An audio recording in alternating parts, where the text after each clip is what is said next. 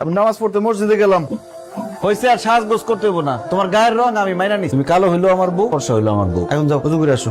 আমি মাত্র হাত মুখ ধুইয়া ফেস ওয়াশ দিয়া কসলা মুখ ধুইয়া আইছি, এখন আমি উজু করুম কেন? উজু করবা কেন মানে? এসে আজান দিছি শুনো নাই? উজু করে নামাজ পড়তে হইব না? যাও উজু করে নামাজ পড়ো। আমার না আজকে নামাজ পড়তে ইচ্ছা করতেছে না, কালকে পড়ুম না। আজকে নামাজ পড়তে ইচ্ছা করতেছে না, খালি খাইতে ইচ্ছা করতেছে। খাওয়ার সময় তার কও না যে আজকে খাইতে ইচ্ছা করতেছে না, কালকে খাবো না। তাছাড়া তুমি যে আজকে রাতে বাঁচবা তার কোনো গ্যারান্টি আছে? আল্লাহ না করে আজকে রাতে তুমি মরে গেলা, তাহলে তো বেনামাজি হিসেবে মরবা। সেজন্য এখন এই মুহূর্তে নামাজ পড়বে, যাও উজু করে নামাজ পড়ো। নামাজ কেমনে পড়বো? শাড়িটা তো আধোয়া, আধোয়া শাড়ি পরে কি নামাজ পড়া যায় বলে? তো এটা ধোয়া শাড়ি হইলে একটা পরিষ্কার শাড়ি পরে নামাজ পড়ো। মানে মানে কি সত্যি করে বলো তো, তুমি কেন নামাজ পড়তে চাইতেছো না? ধরা যখন পড়ে গেছি আর মিথ্যা বলবো না। আমি না নামাজের নিয়ম কানুন সূরা কিরাত কিচ্ছু পারি না। ইয়াল্লা কি বলতেছো তুমি? নামাজের সূরা কিরাত নিয়ম কানুন কিছুই পারো না? না পারি না, আসলে অনেক ছোটবেলায় মতো বেগিয়ে পড়ছিলাম তো, কিছুই আমার মনে নেই, সব ভুলে গেছি। হ্যাঁ বলে কি? তোমার কথা শুনে মনে হইতেছে তুমি জীবনে কোনোদিন নামাজই পড়ো নাই। এই ভালো কথা, তুমি না আমারে টেলিফোনে বলছো তুমি কোরআন তেলাওয়াত করতে পারো। ও বলছিলাম। আমার সাথে এত বড় মিথ্যা কথা বলছো? তোমার নাম বকুল না হয়ে ভণ্ড হওয়া দরকার। তুমি আমারে বলছো যে তুমি কোরআন তেলাওয়াত করতে পারো, কিন্তু তুমি সূরা কিরাত নামাজের নিয়ম কানুন কিছুই পারো না। তোমার মিথ্যা কথা বলছো না? আমি তোমার উচিত শিক্ষা দেবো, দেখো।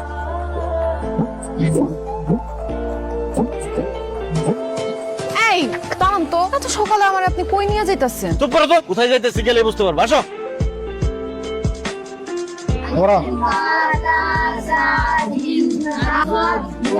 আসসালামু আলাইকুম মৌলভী সাহেব। ওয়ালাইকুম সালাম, কেমন আছো ওসমান? আছি আলহামদুলিল্লাহ ভালো। এই তুমি দাঁড়ায় আছো কেন? বসো। ও মা, এখানে বাচ্চারা আরবি পড়া শিখতেছে, না আমি বলবো। ওদের সাথে বসে তুমি আরবি পড়া শিখবা? তোমার কি মাথা খারাপ হয়ে গেছে? আমি কেন বাচ্চাগুলোকে বৈশা মুক্ত হবে আরবি পড়া শিখো? কারণ তুমি সূরা কিরাত নামাজের নিয়ম কানুন কিচ্ছু জানো না। এখন থেকে তুমি এই যে মৌলভী স্যারের কাছে বাচ্চাদের সাথে সূরা কিরাত নামাজের নিয়ম কানুন শিখবা। অসম্ভব, এই বয়সে আমি বাচ্চাদের সাথে বৈশা আরবি পড়া শিখতে পারবো না। কি কইবো কও? মাইন্ড কি করবো এই চিন্তা যদি তোমার এতই থাকতো, তাহলে বিয়ার আগে তুমি কোরআন তেলাওয়াত শিখো নাই কেন? বিয়ের আগে তো বাপের বাড়িতে ছিলাম, তখন দুষ্টুমি ফাজলামি করে সময় কাটাইছি। অত কি মাথায় আসছিল এটি? বিয়ার আগে দুষ্টামি ফাজলামি করে সময় পার করছো, এখন বিয়ার পরে সময়টা কাজে লাগাও, কোরআন তেলাওয়াত শিখো। বিয়ের পরে কেউ পড়াশোনা করে? আমি পারবো না। করতে তোমার হইব। আমি সৌদি থেকে উমরা হজ করে আসছি, আর আমার বউ কোরআন তেলাওয়াত পারে না। আমি মরার পর আল্লাহর কাছে কি জবাব দিব? কি কো ওসমান, তোমার বউ কোরআন তেলাওয়াত করতে পারে না? নামাজের নিয়ম কানুন সূরা কিরাত কিছুই জানে না? না হুজুর, একদম কিছু পারে না। বৌমা, তাইলে তুমি শুদ্ধভাবে নামাজ পড়বা কেমনে? তাই তোমার এগুলো শিখতে হইব। আসো বসো এখানে, শুনো, শিক্ষার কোনো বয়স নাই। শেখার কোনো বয়স না থাকলে আপনি শিখেন, আমারে কনকে? এই তুমি কিন্তু বেশি বাড়াবাড়ি করতে। বাড়াবাড়ি তো তুমি করতেছো। তোমার কত বড় সাহস, তুমি মৌলবীর মুখে মুখে কথা বলো। হুজুর কিছু মনে না করলে একটু ব্যর্থ জানতো। এখন যদি পড়তে না বসো এদের সাথে, এই ব্যাট দিয়ে বাইরে একদম চাপা ফিরা পারো। হুজুর আমার বউরে যেভাবে হোক আরবি শিখাই দিবেন, কোরআন তেলাওয়াত করতে হবে তার ঠিক মতো পড়বো।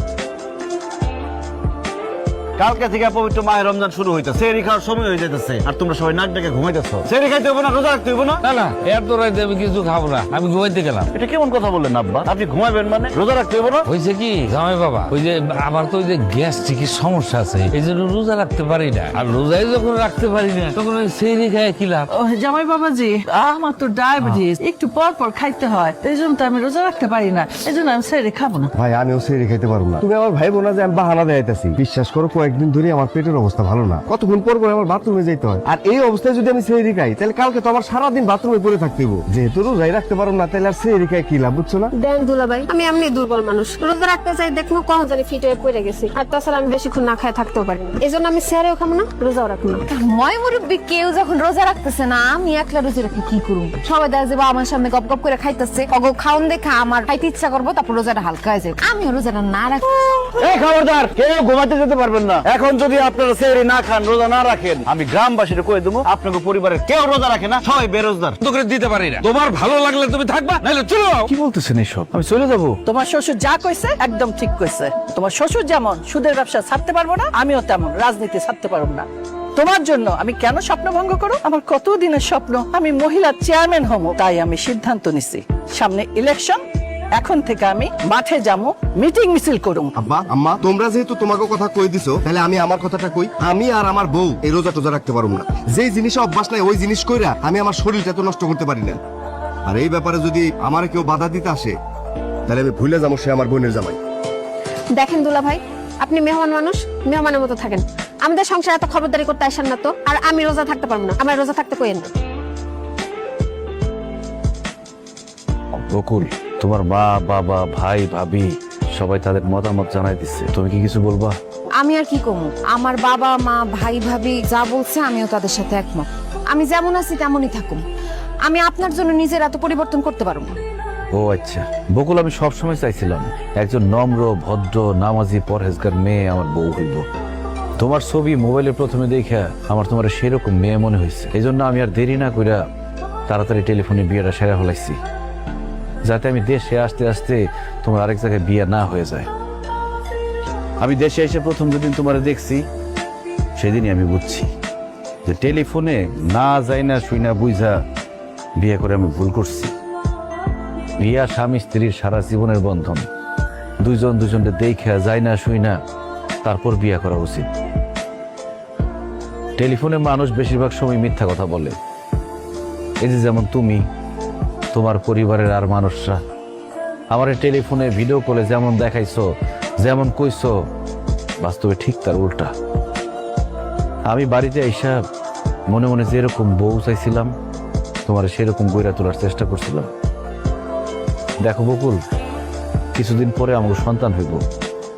একজন সন্তান কিন্তু তার মায়ের কাছ থেকে সত্যিকারের শিক্ষাটা পায়। মা ভালো হইলে সন্তান ভালো হয়, মা শিক্ষিত হইলে সন্তান শিক্ষিত হয়, মা যদি নম্র ভদ্র হয় সন্তানও নম্র ভদ্র হয়। আর আম্মা আব্বা বেশিরভাগ সময় তো আমি বিদেশে থাকুন, আপনাকে ছায়া তো আমার সন্তানের উপর পড়ব। আপনারা যদি ভালো হন তাহলে তো আমার সন্তান আপনার কাছ থেকে ভালোটাই শিখবো, আর আপনারা যদি খারাপ হন তাহলে আমার সন্তান তো খারাপটা শিখব। সেই জন্য আমি আপনাদেরকেও সঠিক রাস্তায় আনতে চাইছি, আল্লাহর রাস্তায় আনতে চাইছি। কারণ একদিন আপনার আমার সবারই তো মরতে হইব, আল্লাহর কাছে ফেরত যাইতে হইব।